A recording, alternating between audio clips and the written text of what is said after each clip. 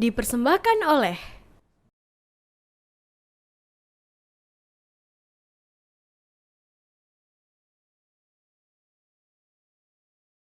Bismillahirrahmanirrahim. Assalamualaikum warahmatullahi wabarakatuh. Waalaikumsalam warahmatullahi wabarakatuh. Alhamdulillahirrabbilalamin. Assalatu wassalamu ala rasulillahi sallallahu alaihi wasallam. Amma ba'd. Pemirsa TVmu dimanapun Anda berada, semoga senantiasa dan melimpahkan keberkahan, kesehatan, dan rahmat dari Allah Ta'ala. Dan tentunya kita senantiasa berdoa semoga Allah selalu memberikan kemudahan dan kelancaran dalam segala aktivitas kita sehari-hari. Dan alhamdulillah rasanya saya Isa Marsha kembali hadir untuk menyapa Anda dalam program Resep Ilahi, ikhtiar meraih sehat walafiat, sehat fisik, sehat psikologis, sehat sosial, dan sehat spiritual tentunya. Dan seperti biasa telah hadir bersama saya Dr. Sukurman Rusli akan membedah dan mengupas lebih dalam tentunya bagaimana menghadirkan resep ilahi, tentunya bicara tentang resep-resep ilahiyah berdasarkan Al-Quran dan Sunnah, dan juga tentunya dalam konteks ilmu kedokteran yang akan kita bahas. Dan tentu saja kita sapa. Assalamualaikum, Dok. Waalaikumsalam warahmatullahi wabarakatuh. Sehat selalu, Dok, ya? Insyaallah sehat. Alhamdulillah kita sehat walafiat. Amin, insyaallah. Kita kembali dalam resep ilahi. Dan kali ini kita akan berbicara tentang berpuasa mengendalikan hawa nafsu, ya, Dok, ya? Nah, ini sebuah ikhtiar yang luar biasa dan perlu kita kupas. Berkaitan dengan hawa nafsu ini seperti apa itu? Silakan. Ya, terima kasih Ihsan. Pemirsa TVmu yang kami hormati, kita akan membahas hawa nafsu ya di saat kita berpuasa. Hawa nafsu sebenarnya pemikiran yang telah mengarah ke kiri.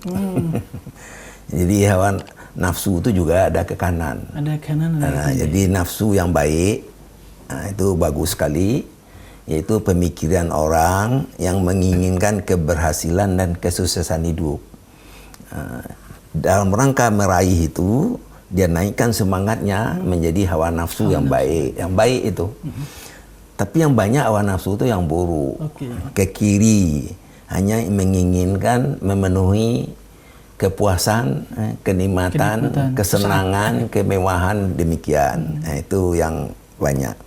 Nah, ibadah puasa, ya, penilaian hawa nafsu sangat penting.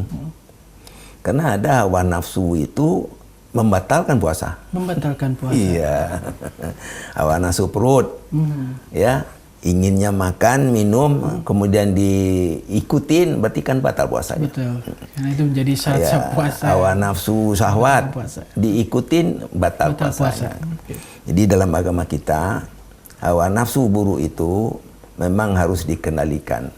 Nah, ibadah puasa adalah salah satu sarana untuk itu. Ya, untuk itu.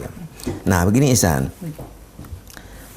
Hawa nafsu itu sebenarnya adalah pemikiran ya dari afektif dan psikomotor. Nah, afektif itu perasaan. Ya, psikomotor. Nah, itu bermanifestasi dalam bentuk nafsu. Baik. Ya, nafsu itu pemikiran berupa keinginan-keinginan gitu. Nah, ingin baik, ingin sukses, ingin maju. Nah, sebaliknya ingin senang, ingin puas, ingin nikmat. Nah, itulah. Jadi nafsu itu sebenarnya bersifat fitrah, jadi penting itu sebenarnya. Jadi fitrah kita sebagai manusia. Nah, itulah nafsu. Nah, untuk apa nafsu pada manusia? Itu untuk memenuhi kebutuhan hidup. Di para ilmuwan telah mengklasifikasi ada 4 kebutuhan umat manusia yang dia raih, dia perjuangkan setiap hari itu. Yang pertama kebutuhan fa'ali namanya. Apa itu, Dok, fa'ali? Kebutuhan fisiologis tubuh. Fisiologis. Itu syarat mutlak itu. Kebutuhan untuk makan, untuk minum, untuk istirahat, untuk tidur, untuk buang air, itu satu kebutuhan. Itu fa'ali, fa'al tubuh itu loh. Harus dipenuhi. Itu pertama itu. Kalau itu tidak ada ragu-ragu tuh. Orang bisa marah-marah kalau tidak terpenuhi. Harus dipenuhi. Yang kedua kebutuhan untuk perlindungan dan keselamatan. Nah, di sini secara umum orang butuh pakaian, butuh rumah, butuh kendaraan, ya, keselamatan di tempat hidup. Itu kebutuhan nomor 2 tuh. Yang ketiga adalah kebutuhan hidup bersama. Berpasang-pasangan, berkeluarga. Iya, manusia gitu. kan tidak mungkin hidup sendiri. Jadi di situ butuh suami istri, butuh anak, butuh keluarga, butuh family, butuh teman sejawat, teman seorganisasi. Nah, itulah butuh kehidupan bersama. Kehidupan sosial. Ya. Yang keempat nih, kebutuhan untuk dihormati dan dihargai. Nah, kebutuhan, Dok, ya? Kebutuhan itu, tidak bisa ditolak itu. Ya. Akhirnya orang berjuang, meningkatkan karir, meningkatkan ilmu, ingin menjadi pemimpin, masuk partai politik, berorganisasi, itu hanya ingin dihargai, dihormati. Itu untuk meraih penghargaan dan penghormatan. Ya, itu. Nah, dalam rangka meraih yang 4 tadi, dari situlah ada yang ke kanan baik, ada yang ke kiri buruk. Begitu, Ihsan. Ya. Baik, Dok. Itu bicara tentang tujuan tadi, Dok, ya. Ya, nafsu. Nah, kalau kaitannya dengan seperti apa tipe-tipe pemikiran nafsu atau nafsu seperti apa, Dok? Itu, Ihsan, belum penting. Ini ilmiahnya ini. Nah, ini yang penting. Dalam ilmu kedokteran, nafsu manusia, proses pemikiran manusia dalam bentuk nafsu itu ada 3. 3. Ya, 1 nafsu perut. Nah, kayaknya Ihsan udah tahu deh. Ya, maunya memenuhi kebutuhan perut kan. Yang kedua nafsu syahwat. Ini nafsu biologis. Memang orang bernafsu itu tidak mungkin. Kecuali sakit ya. Nah, yang ketiga nafsu emosi. Emosi. Ya, jadi seperti keinginan penghargaan, dihargai, dihormati itu kan nafsu emosi. Nah, itu 3 nafsu. Nah, yang bagus dalam Islam agama kita. Klasifikasi nafsu itu ada. Oh, ada lagi, Dok? Ada, diberi. 1 namanya nafsu amarah. Nafsu amarah ini hawa nafsu buruk tadi, itu nafsu amarah. Ada juga yang bagus, nafsu lawamah. Ini nafsu yang sudah ada penyesalan seandainya dia salah. Yang ketiga nafsu mutmainnah. Nah, ini nafsu yang diridhoi, ya, disetujui oleh Allah Subhanahu wa taala. Nah, ini yang diinginkan orang ini. Betul. Ada tipe pemikiran 3 di situ tutup mewujudkan itu. Udah pernah Ihsan dengar? Yang tadi, Dok, ya? Enggak, bukan. Ada pemikiran bayani, irfani, dan burhani. Ya. Di sana masuk tipe pemikiran itu. Nah, tapi tipe pemikiran bayani, irfani, burhani itu umumnya kalau di otak yang bekerja itu adalah bagian frontal, itu pemikiran kognitif. Kognitif. Pemikiran intelijensia atau intelektualitas. Masya Allah, luar biasa. Ya, itu ilmiahnya. Ini ilmiahnya, Dok. Ini tentu perlu kita gali dan kita kita share kepada pemirsa dimanapun berada. Baik, Dok, kita akan lanjutkan usai jeda berikut, dan pemirsa tetap bersama kami dalam Resep Ilahi dengan tema kita kali ini, berpuasa mengendalikan hawa nafsu. Alhamdulillah, pemirsa Anda masih bersama kami dalam Resep Ilahi dengan tema kita berpuasa mengendalikan hawa nafsu. Dan kembali bersama Dr. Sukiman Rusli, Dok. Tadi kita sudah bicara tentang tujuan hawa nafsu dan juga jenis-jenisnya. Serta tadi kita juga mengenal bagaimana nafsu lawamah dan mutmainnah. Ini menarik, Dok. Dalam tuntunan agama kita. Tuntunannya seperti apa nih, Dok? Islam dan tentunya Al-Quran dan hadis berbicara tentang nafsu ini, Dok. Ya, sebenarnya Ihsan sangat luas tentang itu. Jadi saat ini kita kutip aja firman Allah yang penting-penting, ya. Karena pemikiran nafsu tadi, Ihsan, ini dalam agama kita yang canggih ini. Masya Allah. Iya. Dalam ilmu kedokteran, ilmu psikologi itu terbatas. Tapi mereka tidak pernah menyebut nafsu. Tidak ada. Nah, padahal umat umumnya udah tahu tuh nafsu itu apa. Ya, kayak gitu. Kadang-kadang orang maunya menang sendiri kan nafsu. Nafsu juga. Masya Allah, kita bisa lihat bagaimana Islam lebih kompleks. Orang yang ambisius kan nafsu. Betul. Nah, gitu loh. Nah, jadi dalam agama kita itu sudah ada tuntunan terhadap nafsu itu. Yang pertama tuntunan yang kita simak adalah bahwa sebenarnya hamba Allah itu juga harus bernafsu sebenarnya, ya, untuk memenuhi kehidupannya. Ya, Allah tidak akan merubah nasib satu kaum kalau dia tidak bernafsu untuk meraihnya, ya kan? Innallaha la yughayyiru ma bi anfusihim yughayyiru ma ya bi anfusihim gitu loh. Nah, jadi Allah tidak akan merubah nasib satu kaum kalau kaum itu tidak bernafsu untuk merubahnya. Nah, yang kedua nih, Ihsan mungkin ingat kisah Nabi Yusuf. nafsu syahwat. Betul. Bagaimana dia dikejar-kejar perempuan, kan demikian. Betul. Nah, apa jawab Nabi Yusuf? Nah, disitulah ketentuan nafsu keluar, ya, yang kita ingat, ya. Innan nafsan la ammaratu bisu'i ila marima rabbi inna rabbi ghafurur rahim. Sesungguhnya nafsu itu mengarah menuju kejahatan. Kecuali nafsu yang diberi rahmat oleh Tuhanku. Nah, sesungguhnya Tuhanku adalah sangat maha pengasih, maha pemurah. Kan demikian. Betul. Jadi disitulah kita dapat tadi bicara kita bahwa nafsu itu ada ke kanan, ada ke kiri. Dari ayat yang berkaitan Nabi Yusuf ini. Masya Allah, kita bisa melihat Dok ya bagaimana tadi yang menuju nafsu itu musuh sejati menuju kejahatan kan, dan diberi penegasan kecuali yang diberi oleh rahmat Allah. Nah, itu ya dalam tuntunan ya kita harus pegang demikian. Betul. Ya. Nah, yang ketiga yang perlu kita simak adalah ketetapan dari Allah. Kalau orang sudah dikendalikan hawa nafsu, apalagi mempertuhan hawa nafsu, dia akan sesat dari jalan Allah. Nah, itu sudah jelas sekali. Wala tamil hawa fayudillaka an sabilillah. Ya. Dikendalikan hawa nafsu, maka engkau akan sesat dari jalan Allah. Nah, di selanjutnya dalam kalau tidak salah dalam surat Al-Furqan, itu juga disebutkan ini lebih ekstrim nih. Itu orang yang mempertuhan hawa nafsu. Berarti kehidupan sehari-hari itu dia dikendalikan oleh hawa nafsu. Jadi kebenaran dan kebaikan itu udah jauh dari konsep hidupnya. Nah, itu ada lagi ya, araita manitakazu ilahahu. Nah, apakah kamu mengetahui orang yang mempertuhan hawa nafsu? Ya, inhum illa kana abahum adallu sabila. Nah, mereka tak ubahnya seperti hewan, bahkan lebih sesat jalannya. Subhanallah. Tapi kalau kita pikir-pikir benar loh, ya seperti hewan sapi, kerbau. Kan dia dua aja yang dia cari dalam hidupnya. Satu cari makanan, yang kedua biologis. Itu orang kalau manusia kayak begitu kan bahaya. Memang seperti hewan.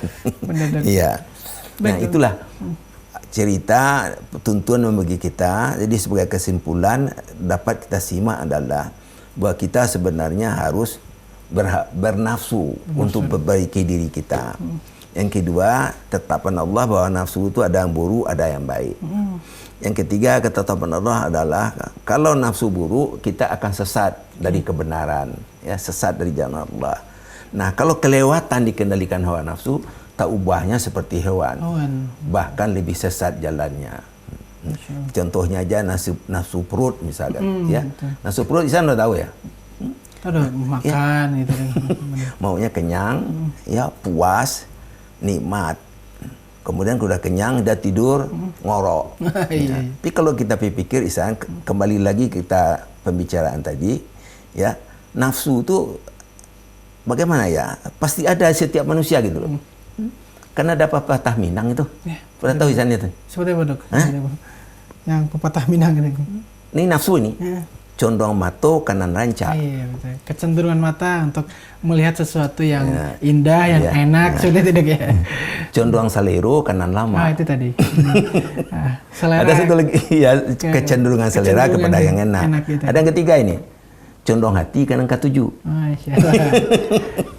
Jadi Isan tahu nih pengertiannya. Kecenderungan hati kepada yang disuka gitu. Yang disenangi, yang disukai. Nafsu dah ya, itu nafsu, tapi sepertinya fitrah gitu. Nah, tapi kalau nafsu perut yang terus menerus diisi apa? Nah, Isan kok lalu bakar buah. Kalau tidur ngorok gitu deh. Ya. Kok bakar aja mengicuah. Nah, ini bahasa Minang, mohon maaf aja Bu, Bapak ya. Ini populer masalahnya. Ya, itu menunjukkan orang yang dikendalikan hawa nafsu.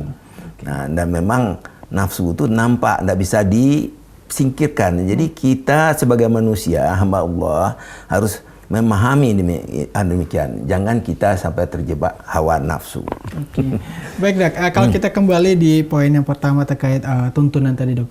Ini juga menjadi sebuah poin penting bagaimana kita perlu menggunakan hawa nafsu untuk berubah ke arah yang lebih baik gitu.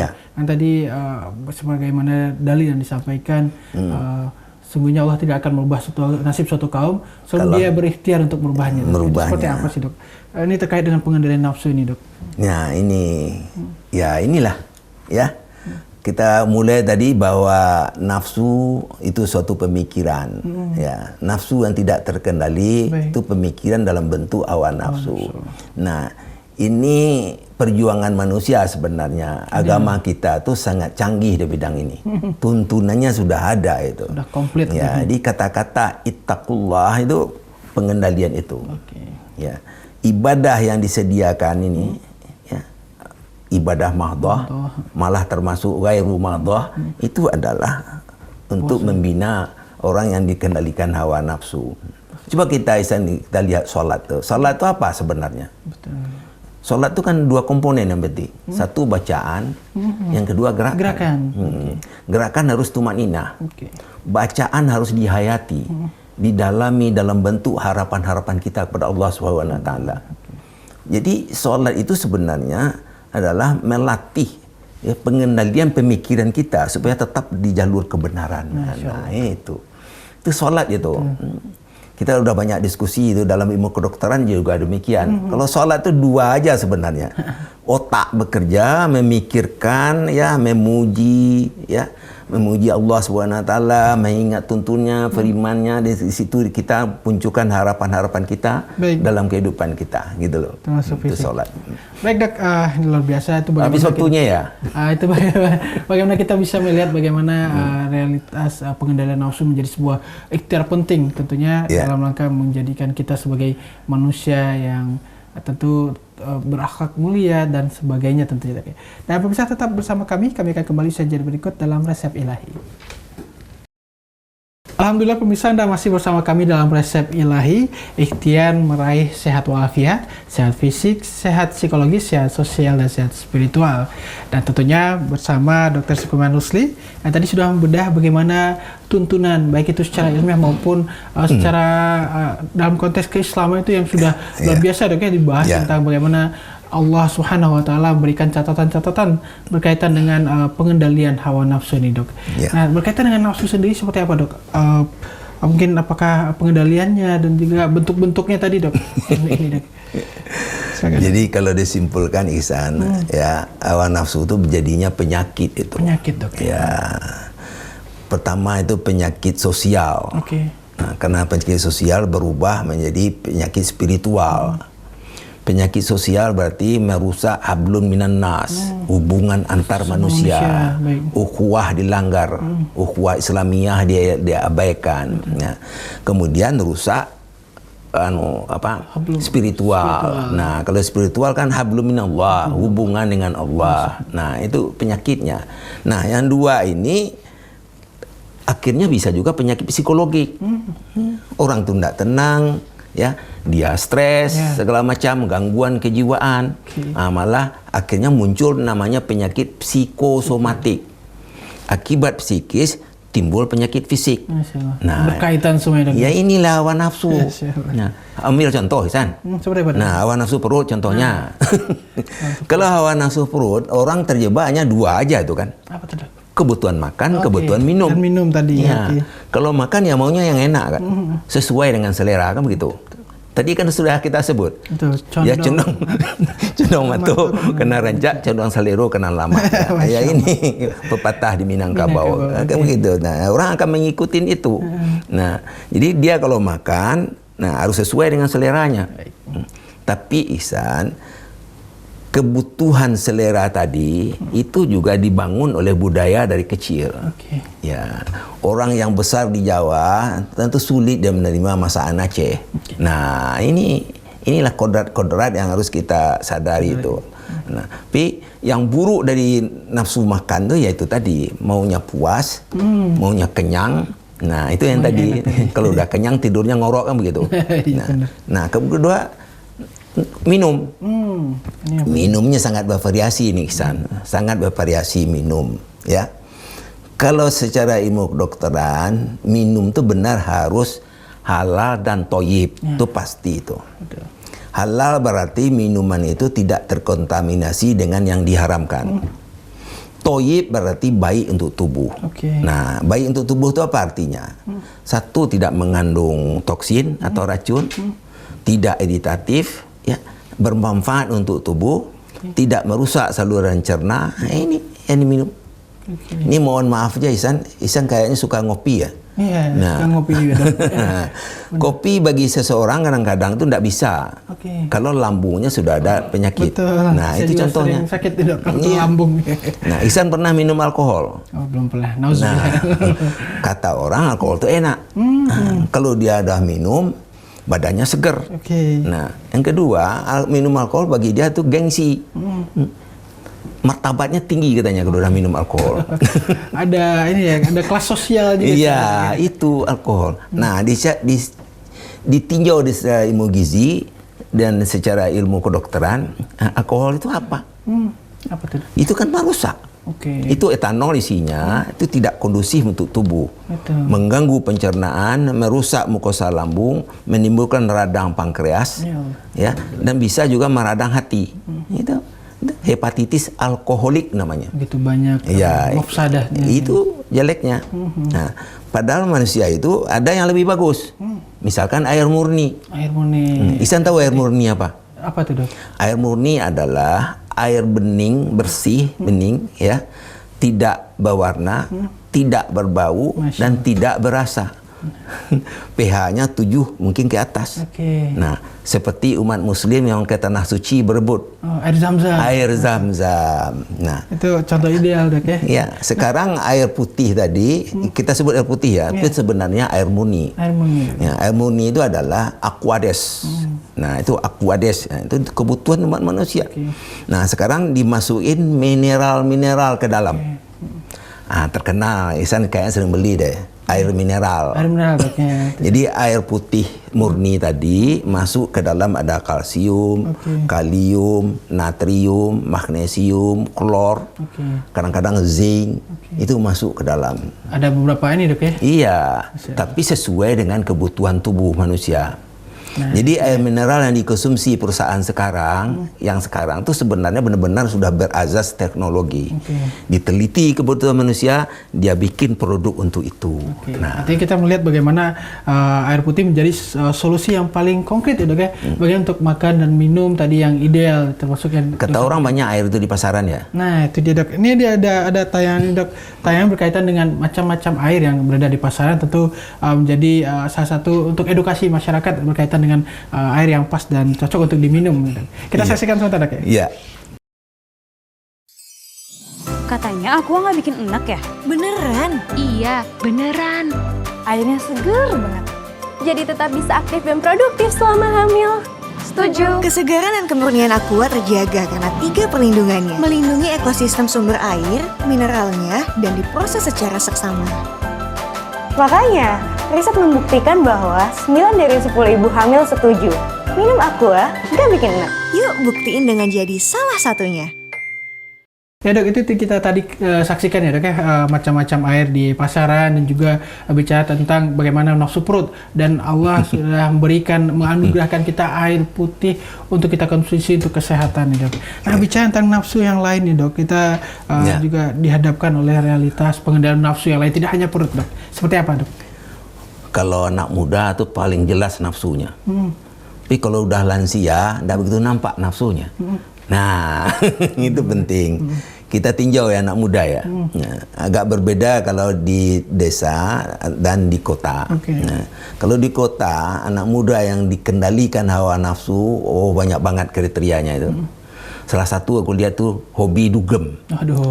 Dugem dunia gemerlapan. Subhanallah. Di situ serangkai memenuhi kebutuhan perut, ya, selera dengan dalam bentuk nafsu tadi, ya, hobi rokok, hobi alkohol, akhirnya terjebak narkoba, sebagian LGBT.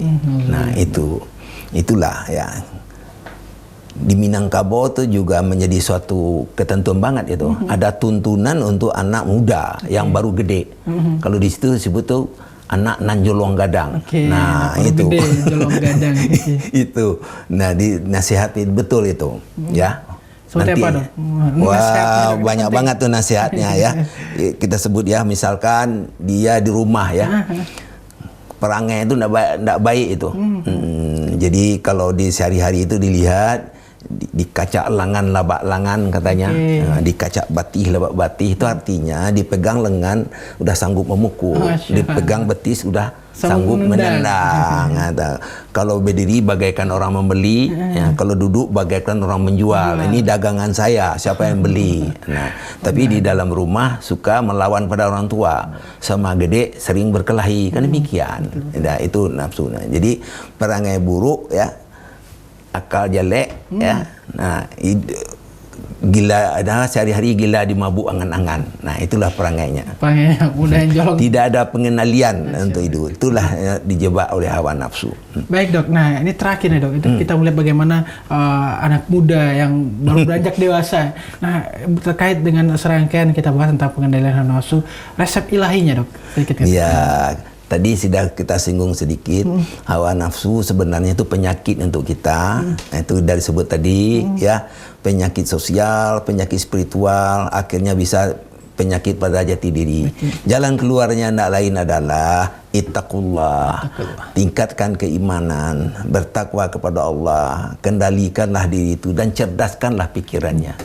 Cerdaskan kognitifnya, jagalah hatinya, dan janganlah dikendalikan hawa nafsu. Itu yang sangat penting. Dan ingat, ibadah adalah suatu wadah untuk menuntun itu. Oke, menjadi solusi konkret dok. Iya. Insya Allah berpuasa, sholat tadi. Nah, iya. Baik dok, terima kasih atas pemaparan dan sejumlah ilmu yang disampaikan pada kesempatan kali ini dalam resep ilahi berbicara tentang berpuasa mengendalikan hawa nafsu. Insya Allah menjadi bagian yang sangat bermanfaat bagi pemirsa untuk bagaimana kita meningkatkan ikhtiar meraih sehat walafiat, salah satunya melalui pengendalian nafsu tadi. Dan demikianlah pemirsa diskusi kita pada resep ilahi kali ini. Akhir kata, saya Syah Marsha, Dr. Sukuman Nusri dan segenap kru yang bertugas undur diri. Terus saksikan resep ilahi. Billahi taufiq fastabiqul khairat, nasrullah wa fatun qarib. Wassalamualaikum warahmatullahi wabarakatuh. Waalaikumsalam warahmatullahi wabarakatuh.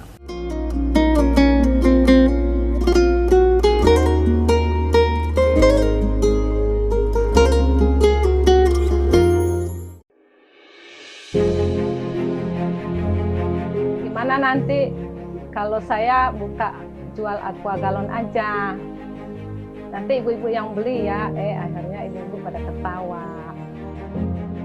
Kata suami saya, emang kamu bisa, kamu kan sibuk, kamu mana ngurusin RA, mana ngurusin rumah, ngurusin anak, ada waktu nggak? Aku nggak bisa bantu karena aku sibuk kerja.